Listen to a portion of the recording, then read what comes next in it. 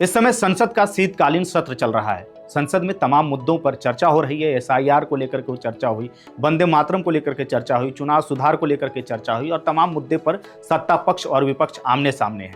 इसी दौरान आपको बता दें कि सत्र में एक बिल को लेकर के चर्चा हो रही है। विपक्ष जहां पर सत्ता पक्ष पर हावी है, तमाम तरीके के विपक्ष की तरफ से आरोप लगाए जा रहे हैं और वो बिल है, आपको बता देते हैं कि विकसित भारत गारंटी फॉर रोजगार एंड आजीविका मिशन ग्रामीण। अब इस बिल को लेकर के चर्चा क्यों हो रही है, विपक्ष क्या कह रहा है, ये भी आपको बताएंगे। लेकिन इस बिल पर बवाल क्यों हो रहा है, विपक्ष इस पर हावी क्यों है, आरोप क्यों लगा रहे हैं। आपको बता दें कि जिस प्रकार से मनरेगा कानून पहले चलता था, जहां पर ग्रामीण क्षेत्रों में रोजगार दिए जाते थे, भुखमरी से बचाया जाता था, लोगों को किसी न किसी बहाने रोजगार दिया जाता था। पैसे कम थे लेकिन रोजगार मुहैया कराया जाता था। अब उस मनरेगा को लेकर के बदलाव उसमें किया जा रहा है और उसका नाम बदल करके जो अभी मैंने आपको बताया, जो बिल लाया जा रहा है उस पर नाम रखा जा रहा है, यानी कि विकसित भारत गारंटी फॉर रोजगार एंड आजीविका मिशन। इसको लेकर के विपक्ष सत्ता पक्ष पर हावी है और जिस प्रकार से मनरेगा में गांधी का नाम जुड़ा है, उसको लेकर के भी विपक्ष लगातार सत्ता पक्ष पर हमलावर है। गांधी के नाम को लेकर के भी विपक्ष की तरफ से सत्ता पक्ष पर तमाम तरीके के आरोप लगाए जा रहे हैं। अब ऐसे में सवाल उठ रहा है कि आखिर गांधी के नाम को क्यों बदला जा रहा है, क्या अब जरूरत पड़ गई नाम बदलने की। अलग अलग इस पर प्रतिक्रियाएं भी सामने आ रही हैं। ऐसे में आपको बता दें कि सामाजिक कार्यकर्ता हैं योगेंद्र यादव, उन्होंने बताया है कि कैसे मनरेगा की आत्मा को मारा जा रहा है। ऐसे में योगेंद्र यादव ने कहा है कि जिस तरीके से मनरेगा की आत्मा को मारी जा रही है और बदलाव किए जा रहे हैं, तो उससे बेहतर ही है कि उसमें से गांधी का नाम हटा लिया जा रहा है। सत्ता पक्ष पर उन्होंने कटाक्ष किया है और बताया है कि केंद्र सरकार की इसमें नीयत क्या है दरअसल में, और राज्य सरकार को कितना भार पड़ेगा और केंद्र सरकार इसमें अपना कैसे इसकी जिम्मेदारी से पल्ला झाड़ रही है। आप योगेंद्र यादव को सुनिए, उसके बाद में बात करते हैं। मैं तो कहता हूं अच्छा किया महात्मा गांधी का नाम हटा रहे हैं नरेगा स्कीम से। भाई जब आत्मा ही मार दी, जब कानून की मूल व्यवस्था ही खत्म कर दी, तो नाम बचा के क्या होता। ये नरेगा था क्या? आजादी के 60 साल बाद इस देश ने स्वीकार किया था कि अंतिम व्यक्ति को भी अधिकार है रोजगार मांगने का। योजना ये थी कि ग्रामीण इलाके में कोई भी व्यक्ति जिसके पास कोई रोजगार ना हो मांग कर सकता था कि 15 दिन के अंदर मुझे रोजगार दो। कोई बहाने की गुंजाइश नहीं थी। सरकार ये नहीं कह सकती थी कि हमारे पास पैसा नहीं है। सरकार ये नहीं कह सकती थी कि नहीं तुम नहीं करोगे, तुम्हारी ये योग्यता होनी चाहिए। कोई भी व्यक्ति मांग सकता था।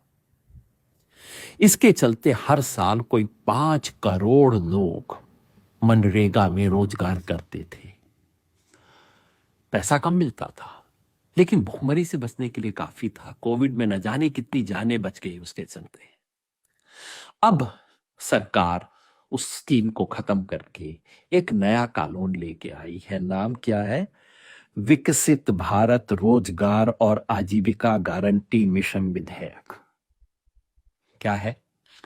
अब केंद्र सरकार तय करेगी कि किस राज्य में ये योजना लागू हो, कहां नहीं लागू हो, राज्य के किस इलाके में लागू हो, कहां नहीं लागू हो। ऊपर से तय किया जाएगा कि किस तरह के काम किए जा सकते हैं, क्या काम नहीं किए जा सकते हैं। सरकार बताएगी कि कौन से 60 दिन ऐसे होंगे जबकि ये योजना लागू नहीं की जा सकती है। और पहले इस योजना की सारी जिम्मेवारी केंद्र सरकार पे थी और 90% खर्चा भी केंद्र सरकार करती थी। अब 40% राज्य सरकार को देना पड़ेगा। खेल समझ गए आप? ना नॉर्मन बेल होगा ना राधा नाचेगी, क्योंकि जिन गरीब इलाकों में नरेगा की जरूरत है वहां की सरकार भी गरीब है।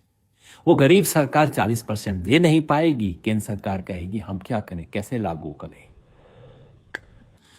मतलब मनरेगा को बदला नहीं जा रहा, मनरेगा की हत्या की जा रही है। अब ये एक और केंद्रीयकृत लाभार्थी वाली योजना होगी।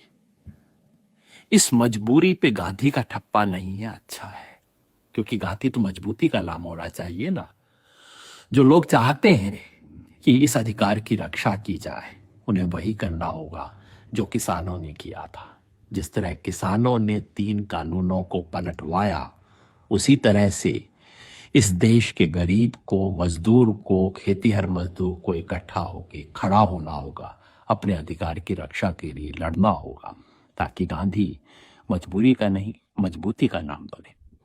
सुना आपने योगेंद्र यादव को, उन्होंने साफ तौर पर बताया कि केंद्र सरकार की हिस्सेदारी पहले कितना थी, राज्य सरकार की हिस्सेदारी अब कितनी हो जाएगी, राज्य सरकार को किस तरीके से अब केंद्र सरकार अपना पल्ला झाड़ रही है, और जिस प्रकार से मनरेगा को लेकर के पहले ही झंझट चल रहा था, अब और केंद्र सरकार अपना पल्ला झाड़ लेगी और राज्य पर इसको थोप देगी। ऐसे में आपको बता दें कि विपक्ष की तरफ से प्रियंका गांधी ने भी संसद में सत्ता पक्ष पर निशाना साधा है। प्रियंका गांधी ने कहा है कि जिस प्रकार से इस कानून में बदलाव किया जा रहा है, ऐसे में केंद्र का नियंत्रण बढ़ रहा है और जिम्मेदारी कम हो रही है। जिस प्रकार से इसमें बदलाव किया जा रहा है, केंद्र सरकार पहले आपको बता दें कि 90% इसका खर्च वहन करती थी मनरेगा का, और अब केंद्र सरकार सिर्फ 60% इसका खर्च वहन करेगी, और ऐसे में 40% राज्यों को खर्च वहन करना होगा कानून को लेकर के, जब बिल कानून में पारित हो जाएगा तब। वहीं इस बदलाव को लेकर के विपक्ष की तरफ से कहा जा रहा है कि वक्त के साथ सुधार जरूरी है और इसमें सुधार किया जा रहा है, लेकिन सवाल यह है कि क्या